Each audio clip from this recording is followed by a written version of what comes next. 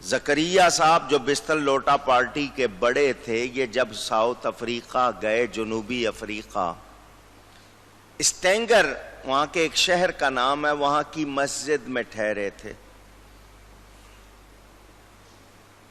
اس کتاب میں لکھا ہوا ہے کہ وہاں کے لوگوں نے خواب میں دیکھا کہ حضور آئے ہیں اور آ کے پوچھا ہے، وہ زکریا آ رہا ہے، کہاں ٹھہراؤ گے؟ کمرہ دکھاؤ مجھے، اس کا کموڈ کہاں رکھو گے دکھاؤ مجھے۔ معاذ اللہ، یہ اتنی باتیں لکھتے ہوئے شرم نہیں آتی؟ کیا لکھ رہے ہیں؟ کس کے لیے لکھ رہے ہیں؟ اپنے ملا کی شان ثابت کرنے کے لیے۔ نبی کو کیا کر رہے ہیں؟ ان کو پرواہ نہیں ہوتی۔ میں نے اس پہ بھی پکڑ لیا، میں نے کہا تمہارا ملا آیا، بولو نبی کو خبر ہے یا نہیں؟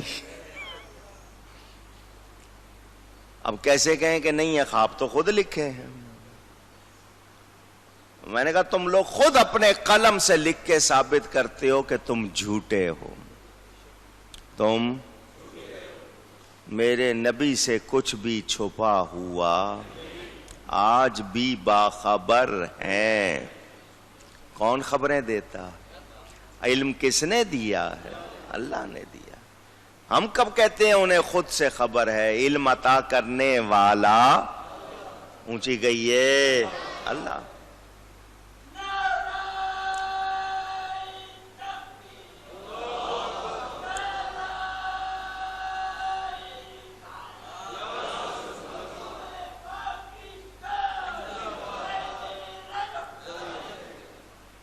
سمجھ آ رہی ہے بات؟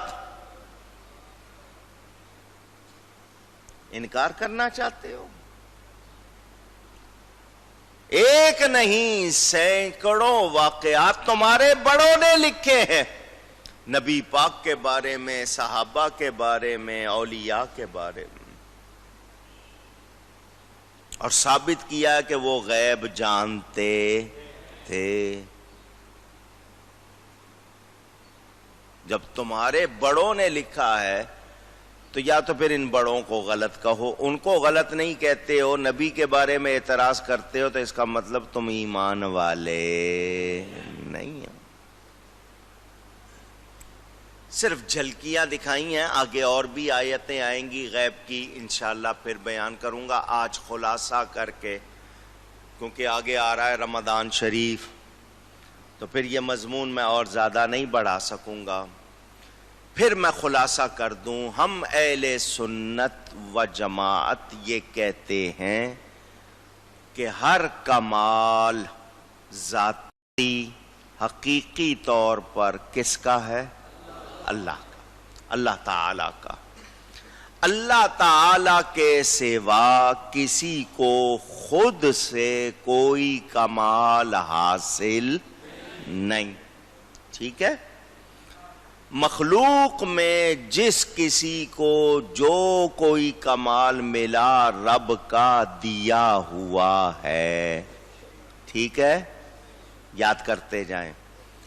اللہ تعالی کے مثل یعنی اللہ جیسا کسی طرح کوئی بھی ہو سکتا نہیں، سوچا جا سکتا بھی نہیں۔ مثال دی تھی، اللہ بھی دیکھتا ہے، ہم بھی دیکھتے ہیں، جیسا اللہ دیکھتا ہے ہم دیکھ سکتے ہیں۔ اب اس میں دور قریب کی بات نہیں، وہ بات نہیں ہے، کیونکہ دور سے تو آپ بھی آلہ لگا کر دیکھ لیتے ہیں، سیٹلائٹ لگا کے دیکھ لیتے ہیں، آج کل تو بہت سے آلے نکل آئے ہیں۔ اللہ تعالیٰ کا کمال کیا ہے؟ ذاتی، خود سے ہے، اس کو کسی نے دیا نہیں، اس کی کوئی حد نہیں ہے۔ علم ہو، سمع ہو، بصر ہو، شان ہو، اللہ کا ہر کمال ذاتی اس جیسا، یعنی اللہ کے کمال جیسا بالکل ویسا ہی کسی اور کے لیے مانا جا سکتا نہیں۔ اللہ جس کو چاہے جتنا چاہے عطا فرمائے، ٹھیک ہے؟ اپنے حبیب صلی اللہ علیہ وسلم کو اس نے سب سے زیادہ عطا فرمایا، کوئی شبہ؟ اونچی گئی ہے۔ تو رب دینے والا جس کو ملا اس کی شان ثابت ہوئی، ہم مانتے ہیں۔ نبی کریم صلی اللہ علیہ وسلم اللہ کی عطا سے سب سے زیادہ کمال والے ہیں، سب سے زیادہ کمال والے مخلوق میں وہ بے مثل اور بے مثال ہیں۔ کوئی شبہ ہے؟ اونچی جب اتنی بات کر دی تو پھر جھگڑا کیا رہ گیا؟ جب میں کہہ رہا ہوں اللہ جیسا علم نبی کے لیے ہم سوچ بھی نہیں سکتے، ماننا تو دور کی بات، اللہ جیسی شان نبی کے لیے سوچ بھی نہیں سکتے، ماننا تو دور کی بات، تو پھر جھگڑا کس بات کا ہے؟ اب وہ لوگ جو یہ کہتے ہیں کہ نہیں دیا، ان کے پاس کوئی دلیل؟ اللہ نے دیا ہے، ہمارے پاس دلیل، ہم مانتے ہیں اور ہم غلط نہیں ہیں۔ سمجھ آ گئی بات؟ اللہ تعالی نے اپنے حبیب پاک صلی اللہ علیہ وسلم کو سب کچھ عطا فرمایا، ٹھیک ہے؟ اللہ نے عطا فرمایا، اللہ کا دیا ہوا اور اللہ کا ذاتی برابر، اونچی دونوں میں فرق ہو گیا۔ جب فرق ہو جائے تو پھر شرک ہو سکتا نہیں۔ یہ خلاصہ ہے۔ جتنی آیتیں پڑھ کر یہ علم کی نفی کرتے ہیں، انہی آیتوں سے علم ثابت ہوتا ہے۔ میں نے اس کی جھلک بھی آپ کو بتا دی۔ کہہ رہے ہیں نا حضرت یوسف علیہ السلام کنویں میں تھے، بھائیوں نے جھوٹا خون لگایا، بھیڑیا کے کھانے کی خبر دے دی، حالانکہ ایسا نہیں تھا۔ تو حضرت یوسف علیہ السلام کے بارے میں حضرت یعقوب نے تو یہ باتیں ایک دن پہلے کر دی تھی، سنا چکا ہوں آپ کو یا نہیں؟ تو تم اس آیت سے علم کا انکار کرنا چاہتے تھے، میں نے اسی آیت سے علم کو ثابت کیا۔ تم کہتے ہو حضرت عائشہ کا ہار گم ہو گیا تھا، نبی کو خبر ہوتی تو معلوم کر لیتے، نبی کو خبر تھی، تیمم کی آیت آنی ہے، تیمم کی آیت آنی ہے، تو نبی امت کو انعام دلوانا چاہتے تھے، ہار پتہ تھا کہاں ہے، اس لیے ٹائم گزار دیا کہ جبریل آ جائے۔ تم نے اس سے نفی ثابت کی، میں نے اسی سے اثبات کیا، اسی آیت سے، اسی واقعے سے علم کا ہونا ثابت کیا۔ حضرت عثمان کے بارے میں کہتے ہو جب وہ مکہ گئے، ادھر افواہ اڑ گئی، افواہ یہ اڑی کہ جی حضرت عثمان کو قتل کر دیا گیا، صحابہ جوش میں آ گئے، بیعت کرنے لگے ہم بدلہ لیں گے، تو نبی نے ان کو یہ نہیں کہا کہ ٹھنڈے رہو مجھے پتا ہے عثمان زندہ ہے، نہیں، نبی نے بیعت لینی شروع کر دی۔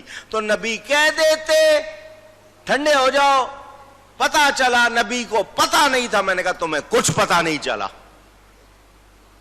کہہ رہے پتا چلا، کچھ پتا چلا ہوتا تو ایسی باتیں نہیں کر۔ حضور صلی اللہ علیہ وسلم بیعت لے رہے، صحابہ کس لیے بیعت کر رہے؟ اللہ کی راہ میں لڑنے کے لیے، جوش جہاد میں بیعت کر رہے ہیں، حضور بیعت لے رہے ہیں، سارے صحابہ نے بیعت کر لی۔ اس کے بعد حضور نے فرمایا میرا یہ ہاتھ عثمان کا ہاتھ ہے، اور حضرت عثمان کی طرف سے بھی بیعت لی۔ نبی کو خبر تھی یا نہیں تھی؟ ان کی طرف سے بھی بیعت لے رہے ہیں۔ اگر حضور روک دیتے تو اس کے بعد جو آیت اتری ذرا وہ بھی تو پڑھو، لَقَدْ رَضِيَ اللَّهُ عَنِ الْمُؤْمِنِينَ إِذْ يُبَايِعُونَكَ تَحْتَ الشَّجَرَةِ، بے شک اللہ راضی ہو گیا ان سے اے محبوب جو درخت کے نیچے آپ سے بیعت کرتے ہیں۔ حضور کو پتا تھا ان کے لیے اللہ کی رضا کا مجدہ آنا ہے، خوشخبری آنی ہے، تو کیا حضور روک دیتے؟ حضور کو پتا تھا یہ بیعت کریں گے ان کو اللہ کی رضا ملے گی۔ تو تم جن آیتوں سے نفی ثابت کرتے ہو، میں انہی آیتوں سے علم کا ہونا ثابت کرتا ہوں۔ کیوں؟ کہ مجھے یقین ہے وہ نبی ہیں، مجھے یقین ہے وہ شان والے ہیں۔ تمہیں کہیں شبہ ہے؟ تمہیں کہیں یا تمہیں ان سے محبت نہیں یا تم ان کو مانتے نہیں. ایمان والا ان کو مانتا ہے، مانتا ہے. تو ہم اللہ کی عطا مانتے ہوئے یقین رکھتے ہیں اللہ نے نبی کو علم غیب عطا فرمایا. حضور اللہ تعالی کی عطا سے جانتے ہیں، کوئی شبہ نہیں. آپ نے علم غیب کے بارے میں کچھ باتیں سن لیں. ہم نے کیا کہنا ہے، کیا عقیدہ رکھنا ہے، آپ کو میں نے سمجھا دیا. آپ سے کوئی بحث کرے، کوئی اسے کہنا آؤ چلو ہمارے عالم کے پاس، خود بحث نہیں کرنا، آؤ. آئے نا سامنے، ہمت ہے تو دیکھ لیتے ہیں. میں نے اتنی دلیلیں دی نا، وہ فرشتہ 4 مہینے جب بچہ پیٹ میں ہوتا ہے آ کے لکھ جاتا ہے اس کی عمر کتنی ہوگی، کیسا ہوگا، نیک ہوگا برا ہوگا، کیا کرے گا اور کہاں مرے گا، سب کچھ وہ بتا دیتے ہیں. وہ فرشتہ جانتا ہے، نبی نہیں جانتا. کیسی باتیں کرتے ہیں یہ لوگ، ان کو واقعی علم. یہ علم والے ہوتے تو نبی کے علم کا انکار نہ کرتے. اللہ تعالی ہم سب کو صحیح عقیدے پر ثابت اور قائم رکھے. ہم اللہ کی عطا سے نبی کے لیے علم غیب مانتے ہیں اور مانتے رہیں گے. اعلیٰ حضرت فاضل بریلوی مکہ مکرمہ حج کرنے گئے ہوئے تھے. اس زمانے میں اتنی سہولتیں نہیں تھی. ان کے کچھ لوگ وہاں پہنچ گئے. شریف مکہ جو مکہ کا اس وقت کا حاکم تھا مسلمان، اس کو جا کر کہا کہ ہندوستان سے ایک عالم آیا ہوا ہے، وہ ایسی ایسی باتیں کرتا ہے. اعلیٰ حضرت کو بخار چڑھا ہوا تھا. انہوں نے مدینہ منورہ جانے کی تیاری کر لی تھی. انہوں نے وہیں سوال کر دیا. اعلیٰ حضرت نے مکہ میں خانہ کعبہ میں بیٹھ کے دیوار سے ٹیک لگایا. کوئی کتاب پاس نہیں تھی. ان کے سوالوں کا وہیں بیٹھ کر عربی میں جواب لکھ دیا. کتنے گھنٹے لگے ان کو، مسلسل بیٹھے رہے اور لکھتے رہے. جب وہ جواب پڑھا گیا بادشاہ کی مجلس میں، اس نے کہا جو شخص بغیر کتابوں کے بیٹھ کے اتنا لکھ رہا ہے، کتب خانے میں لکھتا تو کیسا لکھتا. اس نے لکھ کر بتا دیا اس وقت اس جیسا عالم کوئی نہیں ہے. وہ کتاب چھکی ہو، الدولت المکیہ کتاب چھپی ہوئی ہے، ترجمہ بھی ہوا ہے، انگلش میں بھی آ گئی ہے. اعلیٰ حضرت کی وہی کتاب. اور جب غلاموں کی یہ شان ہے، آقا کی کیا شان ہوگی. ماننے والا مانتا ہے. مجھ سے گفتگو میں کوئی غلطی ہوئی ہو، اللہ کی بارگاہ میں توبہ کرتا ہوں.